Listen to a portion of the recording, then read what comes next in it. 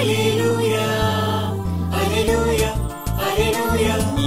సమయం, ఓ మీరు మన్నా సమయం, ఉదయకాలపు బంగారు వాగ్దాన సమయం. ఆదరించి బలపరచే ఓ మీరు మన్నా, మార్గం చూపి నడిపించే ఓ మీరు మన్నా, వాగ్దాన సమయం, ఓ మీరు మన్నా సమయం. Praise the lord. Good morning. ఓ మీరు మన్నా ఈరోజు బంగారు వాక్య వాగ్దానానికి స్వాగతం. బాగున్నారు కదా? పరిశుద్ధుడైన దేవాతి దేవుడు నిన్న నేడు నిరంతరము ఏకరీతిగా ఉండి మనలను అనుక్షణము కాపాడుతూ ఉన్నాడు. అందుకే మనం ఈ దినం సజీవులుగా ఉండగలిగామండి. అనేక మంది దినాన్ని చూడలేకపోయారు, మనల్నైతే సురక్షితంగా ఉంచాడు కదా. అందుకు ఎల్లప్పుడూ కృతజ్ఞతాస్తుతులు చెల్లించాలి. God is good all the time. రెండో దినం ప్రభు మనకిస్తున్న వాగ్దానం మనం స్వీకరించుదాము. సామెతల గ్రంథం 25వ అధ్యాయం 21వ వచనం ఈ రీతిగా సెలవిస్తా ఉంది. నీ పగవాడు ఆకలి కొని ఎడల వానికి భోజనము పెట్టుము. Proverbs 25:21. If your enemy is hunger, give him food to eat. దేవునికి మహిమ.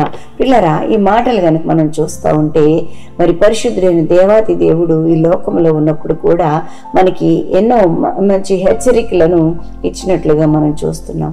సామెతల గ్రంథకర్త ఒక మంచి విషయాన్ని మనకి తెలియజేస్తా ఉన్నాడు. పగవాని గూర్చి, పగవాడు ఆకలి కొని ఉంటే వాడిని గూర్చి నువ్వు సంతోషించొద్దు, వాడికి భోజనం పెట్టు. దాహంగా ఉంటే వానికి నీళ్ళు ఇవ్వు, దానివల్ల నీకే మేలు జరుగుతుంది అని చెప్పి, దానివల్ల ప్రభువే నీకు ప్రతిఫలం ఇస్తాడు అని చెప్పి మరి దేవుని యొక్క వాక్యంలో మనం చూస్తూ ఉన్నామండి. పిల్లరా, మరి ఈ 22వ వచనంలో చూస్తే అలా చేస్తే ఏంటో మేలు కూడా చక్కగా వ్రాయబడి ఉందండి. ఏంటంటే, యెహోవా నీవు చేసిన దానికి యెహోవా ప్రతిఫలం ఇస్తాడు. నీవు అతనిని ఏమీ అనక్కర్లేదు. నీ పట్ల మరి చాలా ద్వేష వైఖరి కలిగి ఉంటే గనక, నీకు పగవానిగా ప్రవర్తిస్తూ ఉంటే గనక నువ్వు వాటిని పగ తీర్చుకోవద్దు. కానీ నువ్వు అతనికి మేలు చేస్తే అది అతని తల మీద నిప్పులు వేసినట్టుగా అని వ్రాయబడి ఉందండి. అంటే మనం ఏమి చర్య తీసుకోవాల్సిన పని లేదు, దేవుడే నీ పక్షంగా చర్య తీసుకుంటాడు. నువ్వు ఎంత మాత్రమో సుతారము మేలు చేయటానికి ప్రయత్నం చేయాలి. దేవునికి మహిమ కలుగును గాక. దేవుని బిడ్డలారా, లేఖనాలన్నీ కూడా మనకి ఇవే విషయాలు బోధిస్తూ ఉన్నాయండి. మనము మంచి పనే చేయాలి. ఎంత కష్టమైనా నిష్ఠూరమైనా కూడా మంచి చేయడానికి మనం సిద్ధపడాలి, స్థిరపడాలని చెప్పి తెలియచేస్తా ఉన్నాను. మరి పరిశుద్ధ లేఖనాల్లో ఎక్కడా కూడా మరి శత్రువులను ద్వేషించమని చెప్పబడి లేదు. కానీ దేవుని బిడ్డలారా, అలనాడు ఇశ్రాయేలు ప్రజల యొక్క మతాధిపతులు మాత్రం ఇలాంటి సాంప్రదాయాన్ని కొనసాగిస్తూ ఉండేవారు అనమాట అండి. ఇలాంటి ఉపదేశాలు ఇస్తూ ఉండేవారు. పరిశుద్ధ లేఖనాలు ఆ మాటలు చెప్పట్లేదు. ఈవెన్ నిర్గమాకాండంలో మనం చూసినట్లయితే 23వ అధ్యాయం 4-5 వచనాలలో కూడా చూస్తే, నీ విరోధి యొక్క జంతువు లేకపోతే ఎద్దు కష్టంలో ఉంటే నువ్వు కాపాడమని చెప్పి వాక్యంలో మనం చూస్తూ ఉన్నాం. అంటే విరోధికి నువ్వు సహాయం చెయ్యి, నీ పగవానికి నువ్వు సహాయపడు, మేలు చెయ్యి అనే వాక్యము తెలియచేస్తా ఉందండి. అదే రీతిగా పరిశుద్ధుడైన దేవాతి దేవుడి లోకానికి వచ్చి మనందరి కొరకును మరి సిలువలో యాగమైనప్పుడు ఆయన పరిచర్య చేస్తూ ఉన్న సమయంలో ప్రియులారా 3.5 సంవత్సరాల కాలంలో మరి చక్కటి ఉపదేశాలు ప్రజలకు పంచిపెట్టారండి. మరి 5వ అధ్యాయంలో మత్తయి సువార్తలో మనం చూస్తే 44వ వచనంలో, మీ పొరుగు వానిని ప్రేమించండి, మీ పగవానిని ద్వేషించండి అని వ్రాయబడి ఉన్నది అని చెప్పిన మాట మీరు విన్నారు కదా అని ప్రభు మాట్లాడుతూ ఉన్నాడు. ఏమని? నీ పొరుగు వాన్ని ప్రేమించండి, మీ పగవాన్ని ద్వేషించండి అని చెప్పిన మాట మీరు విన్నారు కదా అంటే ప్రభుకు తెలుసు అన్నమాట అప్పుడు ఎవరెవరు అలాగా బోధిస్తూ ఉన్నారు. అందుకని ఆయన చెప్తున్నారు, నేను మీతో చెప్పేది ఏమనగా, మీ పగవారిని ప్రేమించండి, మిమ్మల్ని శపించేవారిని దీవించండి అంటా ఉన్నాడు. పగవారిని ప్రేమించండి, శపించేవారిని దీవించండి. మీరంటే ద్వేషం ఉన్న వారికి మీరు మేలే చెయ్యండి, కానీ కీడేమి చెయ్యొద్దండి. ఇలా చక్కటి మాటలు ప్రభు చెప్తా ఉన్నాడు. మిమ్మల్ని ఎవరైనా దూషిస్తే ప్రతి దూషణ చెయ్యొద్దు, ప్రతిదూషణ చేయొద్దు. మిమ్మల్ని హింసించే వారి కొరకు, మిమ్మల్ని దూషించే వారి కొరకు ప్రార్థన మాత్రం చేయండి, ప్రభువుకు అప్పగించేయండి. దేవునికి స్తోత్రం. ప్రతిచర్య చేసేది ప్రభువే, పగ తీర్చుట నా పని అని చెప్పి ప్రభు చెప్తున్నాడు. నువ్వెందుకు జోక్యం చేసుకుంటావు, చర్య తీసుకుంటావు? దేవుని బిడ్డ, దేవుని యొక్క వాక్యం చెప్తుంది మనము పగవారిగా ఉండకూడదు. పగ వారి ఎడల మనము చాలా ప్రేమను చూపించగలగాలి, భరించుకోగలగాలండి. ఈర్ష్య ద్వేషాలు కలిగిన వారిని మనము భరించగలగాలి. అది దేవుని యొక్క ప్రేమ అండి. దేవునికి స్తోత్రం కలుగును గాక. ఎందుకు మనం ఇలా చెయ్యాలి, మరి మనుషులందరూ అలా చేయటం లేదు కదా అని చెప్పి మీలో సంశయం ఏర్పడవచ్చు. అయితే పరిశుద్ధ లేఖనం ఏం చెప్తుందయ్యా అంటే, ఎందుకు క్రైస్తవ బిడ్డలు లేకపోతే విశ్వాసులు అనబడ్డవారు ఇలాంటివన్నీ కూడా పాటించాలి అంటే, మనము పరలోకపు తండ్రికి పిల్లలం కనుక అన్నమాట మనం చూస్తూ ఉన్నామండి. మరి దేవుని యొక్క వాక్యంలో 45వ వచనంలోనే మనం చూస్తే, మీరు పరలోకంలో ఉన్న తండ్రికి తగిన సంతానంగా ఉండాలని ఇలా చెయ్యాలి అని చెప్పి వాక్యంలో మనం చూస్తూ ఉన్నాం. దేవునికి మహిమ కలుగును గాక. చూసారా, దేవునికి పిల్లలుగా ఉంటే మరి ప్రేమిస్తున్నందుకు, ప్రేమించమని చెప్పినందుకు చేయటం కాదు, మనం దేవుని పిల్లలం అయినందుకు ఆ స్వభావం మనకి వస్తుందండి. అదే ఎందుకు ఈ మాట అంటే, రోమీయులకు రాసిన పత్రికలో ప్రభు కూడా ఈ పని చేశారని చెప్తూ ఉన్నాడండి పౌలు భక్తుడు. ఎలా చేశారు ఆయన? మనం ఇంకా శత్రువులమై ఉండంగానే అని చెప్పేసి 5వ అధ్యాయంలో మనం చూస్తే రోమీయులకు రాసిన పత్రికలో ప్రియులారా 8-9 వచనాలలో చాలా చక్కటి మాటలు రాయబడి ఉండడం చూస్తూ ఉంటాము.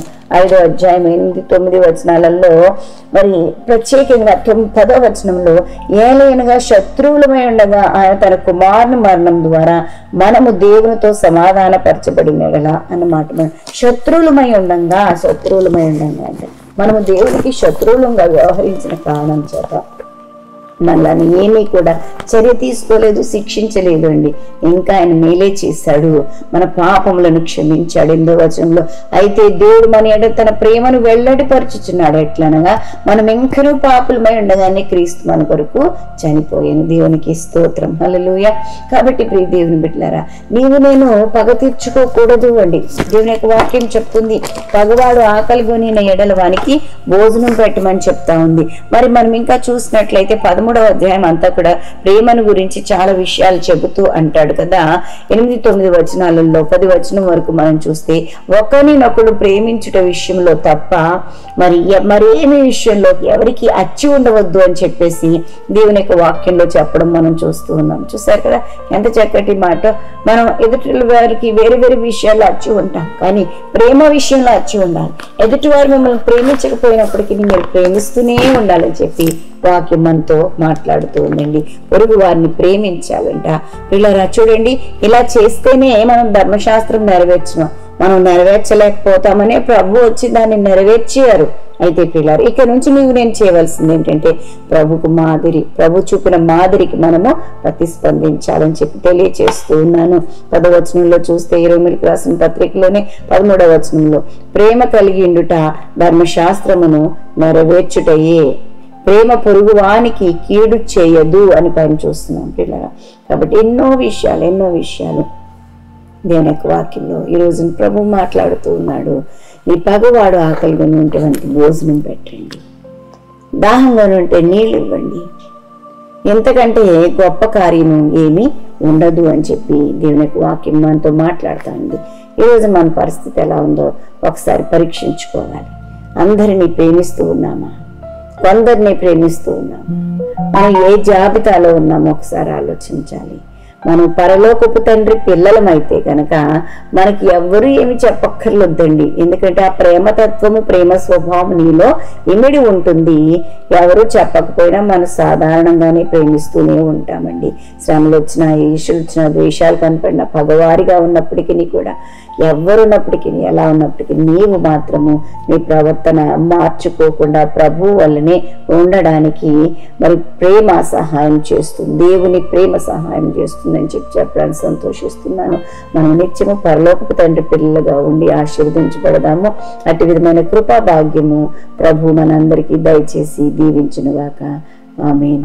దేవుని బిడ్డలారా, మరి దినం బర్త్డేస్, వెడ్డింగ్ యానివర్సరీస్ జరిపించుకుంటున్న వారికి శుభాలు తెలియజేస్తున్నాను. ఈ నూతన వస్త్రంలో నూతనమైన దీవెనలు ప్రభు మీకు ప్రసాదించును గాక. మీ కొరకు ఒక వాగ్దానం జ్ఞాపకం చేస్తాను. దినవృత్తాంతంలో 2వ గ్రంథం 19వ అధ్యాయం 11వ వచనం, ధైర్యం వహించుడి, మేలు చేయుటకై యెహోవా మీతో కూడా ఉండును. దేవునికి మహిమ. మరి ప్రభు మీతో ఉన్నాడట మేలు చేయడానికి. కాబట్టి మనం ధైర్యంగా ఉన్నాం ప్రతి విషయంలోనూ. దేవుడి నూతన సంవత్సరంలో నూతనమైన దీవెనలతో ప్రభును నింపబోతున్నాడు. ప్రార్థన చేస్తాను, నాతో ఏకీభవించండి. పరిశుద్ధురానికి వందనాలు చెల్లిస్తున్నాను. మహిమగల దేవుడుగా మా బిడ్డలను దర్శించి దీవించండి. ప్రతి విషయంలో కూడా మీరు మేలు చేయమని వేడుకుంటున్నాను ప్రభా. అవును తండ్రి, పగవాడు ఆకలికొని ఉంటే వాడికి భోజనం పెట్టమని చెప్పి వాక్యం సెలవిస్తాం. తప్పికుంటే దాహం ఇమ్మని చెప్తుంది ప్రభా. నాయనా నీకు ఇలా చేస్తే యెహోవా మీకు ప్రతిఫలం ఇచ్చినని చెప్పి నీ వాక్యంలో మేము చూస్తున్నాం. విన్నారు బిడ్డలు, విన్నారు ప్రభా. నాయన తండ్రి, ఒక నూతన ఉత్తేజం దయచేయండి ప్రభా. గొప్ప మార్పు నాయన నీ బిడ్డల హృదయాల్లో కలుగును కాక తండ్రి. నాయన నీ మాట చొప్పునే ప్రవర్తించడానికి మాకు నేర్పించండి తండ్రి. ఇతరులను ప్రభా నీ వల్లే ప్రేమించే మనస్సు నాయన మేము నీ పిల్లలముగా బ్రతకడానికి సహాయం చేసి మహిమ పొందుకోమని ప్రభా. నాయన నీ నీళ్ళతో నింపండి. నువ్వు ఇచ్చే దీవెనలు, ఆశీర్వాదములు, ప్రతిఫలాలు పొందుకోవటానికి ప్రభా నీ మాట చొప్పున జీవించే భాగ్యం ప్రతి ఒక్కరికి అనుగ్రహించండి. అలకల్లోలా లోకములో తండ్రి ఎలా ప్రవర్తించాలో అనువనువున ప్రభా మీరు మాకు నేర్పించి వెళ్ళారు నాయన తండ్రి. నీ లేఖనాలు మా మధ్యలో ఉంచి వెళ్ళారు.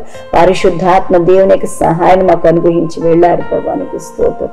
దాన్ని వెంబడి నడుచుకోవడానికి సహాయం చేసి మహిమ పొందుకోమని దీవెనలను అనుగ్రహించండి.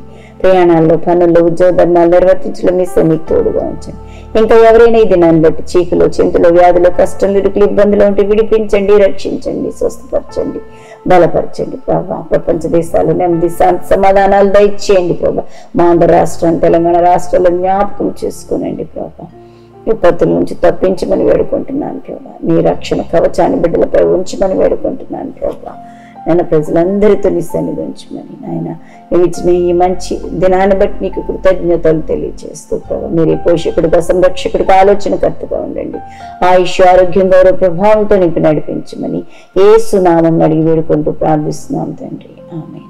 మా తండ్రిని దేవుని ప్రేమ, కుమారుడైన యేసుక్రీస్తు కృప, పరిశుద్ధాత్మ దేవదేవుని నిన్న సహవాసం బిడ్డలందరికీ సదా తోడే ఉండును గాక.